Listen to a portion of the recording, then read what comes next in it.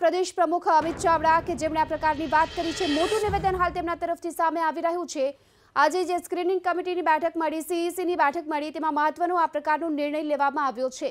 તો હવે લોકસભાની ચૂંટણીની બાકી રહેલી બેઠકોમાંથી અમુક બેઠકો પર કોંગ્રેસ આવતીકાલ સાંજ સુધીમાં કેટલાક ઉમેદવારોના નામ જાહેર કરે પ્રકારની શક્યતા જોવામાં આવી રહી છે।